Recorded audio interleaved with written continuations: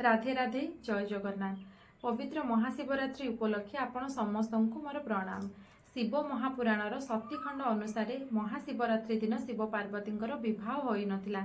एही दिन देवाधिदेव महादेव निजर लिंग रूप में धरापृष्ठ विराजमान होइथिले। संस्कृत रे लिंगर अर्थ हेउछि निजे माने निजर स्वरूप को लिंग कहा जाए। शिवंकर स्वरूप को शिवलिंग नाम नामित करा जायथिला। फाल्गुन मास कृष्ण पक्ष चतुर्दशी को शिवरात्रि बोली मना जाए। एही दिन सर्वप्रथमे महादेव शिवलिंग रूप में प्रकट होते। सर्वप्रथमे भगवान विष्णु और ब्रह्मा शिवंकर पूजा आराधना करथिले और एहा सहित समस्त देवादेवी एही महाशिवरात्रि दिन धरापृष्ठ को शिव को पूजा करने पाई आसंती। एही शिवरात्रि दिन पूजा विधि स्वतंत्र अलग होता है।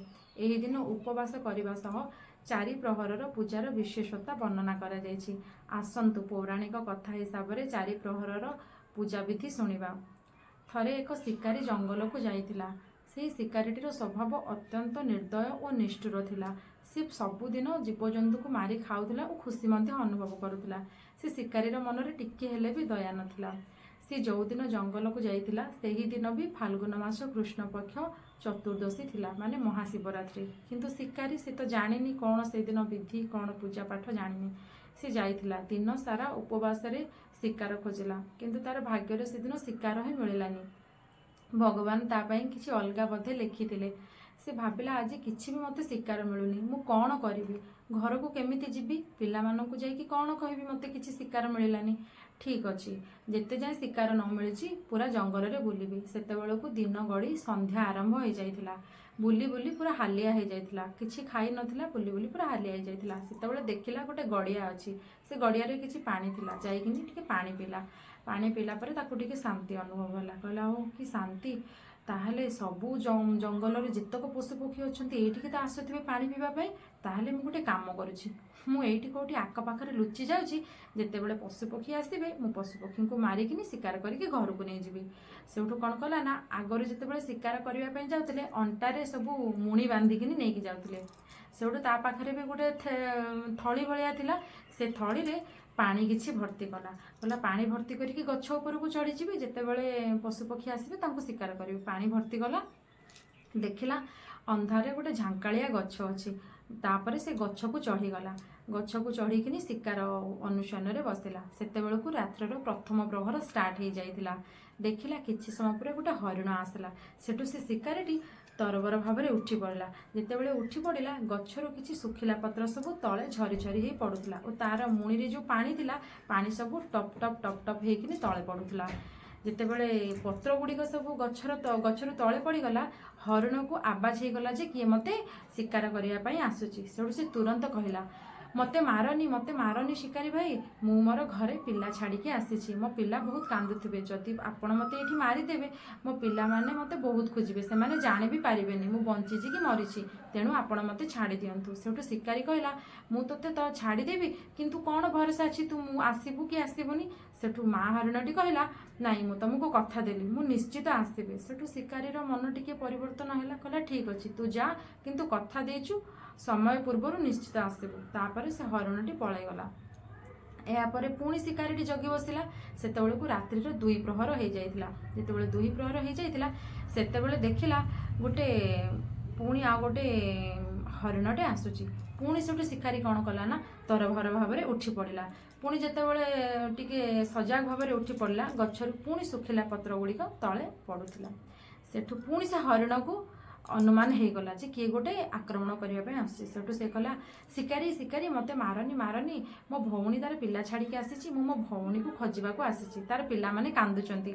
आपण गोटे काम करंतु मते छाड़ंतु, मु आपन को टाइम दउची, मु जाउची घर को मो भौणी की कहिकी आसीबी। सेठु से कहला जदि तुमे न आसीबो। सेठु से कहला मु धर्म को साक्षी रखी कहूची मु निश्चित आसीबी। कहला पर शिकारी कहला हाउ ठीक अछि। तापर से हरिणटी पलैगला। तापर किछि समय पर रात्रि 3 प्रहर स्टार्ट हो गला।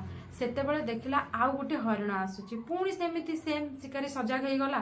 ଯେତେବେଳେ ସଜା ହେଇଗଲା ମାନେ ଗଛରୁ ପତ୍ର ଗୁଡ଼ିକ ଯେତେବେଳେ ଖସୁଛି ତଳକୁ ଟପ୍ ଟପ୍ ଆବାଜ ହେଉଛି, ପୁଣି ସେ ହରିଣଟି ଜାଗିଗଲା। ସେଠୁ ସେ ହରିଣ କହିଲା, ଶିକାରୀ ଭାଇ ଆପଣ ମୋତେ ମାରନ୍ତୁନି, ମୋର ସ୍ତ୍ରୀ ଆଉ ତାର ଭଉଣୀ ଆସିଥିଲେ ଜଙ୍ଗଲକୁ, ମୁଁ ଖୋଜି ଖୋଜି ସେମାନଙ୍କୁ ନୟନାନ୍ତ ହେଇଗଲଣି, ପାଉନି, ଘରେ ଛୋଟ ଛୋଟ ଛୁଆଙ୍କୁ ଛାଡ଼ିକି ଆସିଛନ୍ତି, ଆଉ ଆପଣ ଯଦି ବି ମୋତେ ମାରିକି ଖାଇଦେବେ ସେମାନେ ଜାଣିପାରିବେନି ମୁଁ ମାନେ ଏଇଠିକି ଆସିଛି ବୋଲି।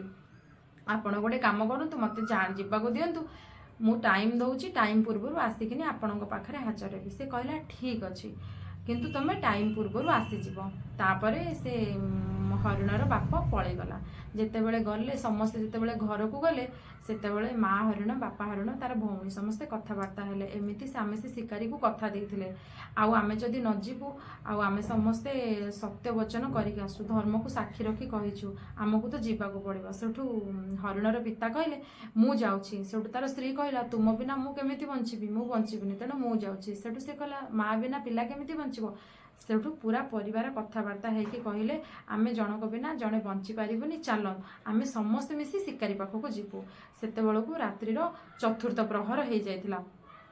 ଏ ସମସ୍ତେ ମିଶି ଆସିଲେ।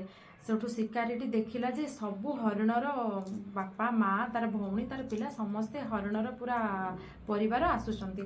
ସେଠୁ ସେ ଦେଖିକିନି ଟିକେ ଆଶ୍ଚର୍ଯ୍ୟ ହେଇଗଲା, କହିଲା ଆରେ ମୁଁ ତ ତୁମକୁ ମାନେ ଏକୁଟିଆ ଆସିବାକୁ କହିଥିଲି, ତୁମେ କ'ଣ ସମସ୍ତେ ଆସିଲ। ସେଠୁ ସେମାନେ କହିଲେ ଆମେ ଜଣକ ବିନା ଆମର ପରିବାର ପୁରା ଅଧୁରା, ସେଥିପାଇଁ ଆମେ ଜଣକ ବିନା ଜଣେ ରହିପାରିବୁନି, ସେଥିପାଇଁ ଆମେ ଆସିଲୁ, ଆଉ ଆମେ ନିଜକୁ ଆପଣଙ୍କ ପାଖରେ ସମର୍ପିତ କରିଦେଉଛୁ, ଏବେ ଆପଣ ଆମକୁ ଶିକାର କରି ନେଇଯାଆନ୍ତୁ। ଏହା ଦେଖିକିନି ସେ ଶିକାରୀଟି ଗଛ ଉପରେ ରହିକି ବହୁତ କାନ୍ଦିଲା। ଯେତେବେଳେ କାନ୍ଦୁଥିଲା ତାର ଲୁହ ଗୁଡ଼ିକ ସବୁ ତଳେ ପଡ଼ୁଥିଲା, ତାପରେ ଧୀରେ ଧୀରେ ଓହ୍ଲେଇକି ଆସିଲା। ସେତେବେଳକୁ ଗଛରୁ ପତ୍ର ସବୁ ଝରି ପଡ଼ୁଥିଲା। ସେତେବେଳେ ଶିକାରୀଟି ଆସି ଦେଖି କହିଲା ମୁଁ ମଣିଷ ହୋଇ ଜୀବନରେ କେବେ ବି କିଛି ପୁଣ୍ୟ କରିନି, ପ୍ରତ୍ୟେକ ଜୀବଜନ୍ତୁକୁ ମାରିକି ଖାଇଛି, ଖୁସି ଅନୁଭବ କରିଛି, କିନ୍ତୁ ମୁଁ ଜାଣିନଥିଲି ପଶୁପକ୍ଷୀମାନଙ୍କ ପାଖରେ ବି ଏତେ ଦୟା ମାୟା ଅଛି, ସେମାନେ ବି ଯେଉଁ କଥା ଦିଅନ୍ତି କଥା ଲିଭାନ୍ତି। ସେଠୁ ନିଜକୁ ବହୁତ ଧିକ୍କାର କଲା, ଧିକ୍କାର କରି ତାର ପାପ ବୁଝିପାରିଥିଲା, ପାପକୁ ପ୍ରାୟଶ୍ଚିତ କରିବା ପାଇଁ ଭୋ ହୋଇକିନି କାନ୍ଦିଲା। ଏହି ସମୟରେ ମହାଦେବଙ୍କର ପ୍ରକଟ ହେଲା। ମହାଦେବଙ୍କୁ ଦେଖିକିନି ଶିକାରୀ ପୁରା ଆଶ୍ଚର୍ଯ୍ୟ ହୋଇଗଲା, ଭଗବାନ ଆପଣ ମୋତେ ଦର୍ଶନ ଦେଲେ। ସେଠୁ ମହାଦେବ କହିଲେ ଶିକାରୀ ତୁ ଅଜାଣତରେ ବି ହଉ, ତୁ 4 ପ୍ରହରର ପୂଜା ମାନେ ଅଖିଆ ଅପିଆ କରିଛୁ, କେମିତି ମୁଁ ଆସିନଥାନ୍ତି। ସେଠୁ ସେ କିଛି ବୁଝିପାରିଲାନି, ଆଶ୍ଚର୍ଯ୍ୟ ହେଇ ପଚାରିଲା ମୁଁ କେତେବେଳେ 4 ପ୍ରହର ପୂଜା କଲି। ସେଠୁ ଶିବ କହିଲେ ତୁ ଯେଉଁ ଗଛରେ ଚଢ଼ିଥିଲୁ ସେ ଗଛଟା ହେଉଛି ବେଲଗଛ, ଆଉ ତୁ ଯେତେବେଳେ ମାନେ ଶିକାର କରିବା ପାଇଁ ସରକୁ ଏମିତି କରୁଥିଲୁ ସେତେବେଳେ ବେଲଗଛର ପତ୍ର ସବୁ ତଳେ ପଡ଼ୁଥିଲା, ଆଉ ସେଇ ବେଲଗଛ ତଳେ ଗୋଟେ ଶିବଲିଙ୍ଗ ବିରାଜମାନ କରିଥିଲେ। ସେ ବେଲଗଛର ପତ୍ର ଶିବଲିଙ୍ଗ ଉପରେ ପଡ଼ୁଥିଲା, ଆଉ ତାର ଥେଲାରୁ ଯେଉଁ ମୁଣିରେ ଯେଉଁ ପାଣି ଭରିକିନି ରଖିଥିଲା, 3 ପ୍ରହର ଯାକ ପାଣି ବୁନ୍ଦୁ ବୁନ୍ଦୁ ବୁନ୍ଦୁ ବୁନ୍ଦୁ ହେଇକି ଶିବଙ୍କର ମସ୍ତକରେ ପଡ଼ୁଥିଲା। ଆଉ 4ର୍ଥ ପ୍ରହରରେ ଆଉ ସେ ଶିକାରୀର ଲୁହରେ ହିଁ ଅଭିଷେକ ହେଇଗଲା। ସେଠୁ ମହାଦେବ ବହୁତ ପ୍ରସନ୍ନ ହେଲେ, କହିଲେ ଆଜିଠାରୁ ତୋର ସମସ୍ତ ପାପ ମୁଁ ଧୋଇଦେଲି, ଏବେ ତୁ ସୁଧୁରି ଯା, ଭଲ ମଣିଷ ହେଇଯା, ଆଉ କ'ଣ ବର ମାଗୁଛୁ ମାଗ। ଶିକାରୀ କହିଲା ଆପଣଙ୍କ ଦର୍ଶନ ପରେ ଆଉ ମୋର କିଛି ବର ମାଗିବାକୁ ଆଶା ନାହିଁ, ମୁଁ ଏବେ ଭଲ ମଣିଷ ହେବାକୁ ଚେଷ୍ଟା କରିବି, ଆଉ ଅହଙ୍କାର ଗର୍ବ ଛାଡ଼ି ଜୀବ ହତ୍ୟା ପଶୁ ହତ୍ୟା ଛାଡ଼ି ଭଲ ମାର୍ଗରେ ଭକ୍ତି ମାର୍ଗରେ ଯିବାକୁ ଚାହୁଁଛି। ଶିବ ତାକୁ ବର ଦେଲେ। ଆଉ ଯେଉଁ ହରିଣ ପରିବାର ଆସିଥିଲେ ସେମାନେ ଭଗବାନ ଶିବଙ୍କର ଦର୍ଶନ ପାଇଲେ। ଶିବ ତାଙ୍କୁ ବର ଦେଲେ ଯେ ଆଗାମୀ ଜନ୍ମରେ ତୁମେ ଆଉ ପଶୁ ଯୋନିରେ ଜନ୍ମ ହେବନି, ତୁମେ ମଣିଷ ଯୋନିରେ ଜନ୍ମ ହୋଇ ବୈକୁଣ୍ଠ ପ୍ରାପ୍ତି ହେବ। ତାପରେ ସେ ଶିକାରୀଟିକୁ ଭଗବାନ ଶିବ ଆଶୀର୍ବାଦ ଦେଲେ, ତ୍ରେତୟା ଯୁଗରେ ତୁମେ ରାମଚନ୍ଦ୍ରଙ୍କର ପାଦ ସ୍ପର୍ଶ କରିବ। ଆଗାମୀ ଦିନରେ ଯେତେବେଳେ ତ୍ରେତୟା ଯୁଗ ଆସିଲା ସେହି ଶିକାରୀଟି ଗୁ ନାମକ ରାଜା ହେଲା। ଆଉ ଯେତେବେଳେ ରାମଚନ୍ଦ୍ର, ସୀତା, ଲକ୍ଷ୍ମଣ ବନବାସ ଯାଉଥିଲେ ସେହି ଗୁ ନାମକ ରାଜା ତାଙ୍କୁ ନୌକାରେ ବସେଇକିନି ଆରପଟ କରିଥିଲା ଓ ରାମଚନ୍ଦ୍ରଙ୍କର ପାଦ ସ୍ପର୍ଶ କରିଥିଲା।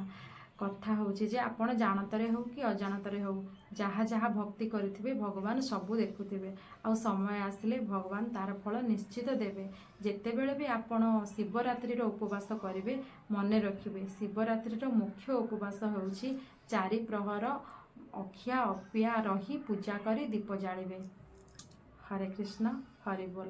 ପୁଣି ଦେଖା ହେବ ଆଉ ଏକ ଭିଡ଼ିଓରେ। ଭିଡ଼ିଓ ଭଲ ଲାଗିଥିଲେ କମେଣ୍ଟ ନିଶ୍ଚିତ କରିବେ, ଆଉ ଚ୍ୟାନେଲକୁ ଲାଇକ୍ ସବସ୍କ୍ରାଇବ୍ ନିଶ୍ଚିତ କରିବେ। ମୁଁ ତ ନୂଆ ନୂଆ ଭିଡ଼ିଓ ବନାଉଛି, ମୋତେ ଏତେ କହିବାଟା ପ୍ରପରଲି ଜଣା ନାହିଁ, ଟିକେ ନର୍ଭସ୍ ବି ଫିଲ୍ କରୁଛି। आगामी दिन में कौ कौ रिलेटेड वीडियो आनिबे आपण माने कमेंट माध्यम रे जणाइले मु ट्राए करी से सब वीडियो नहीं कि आसवा पाई।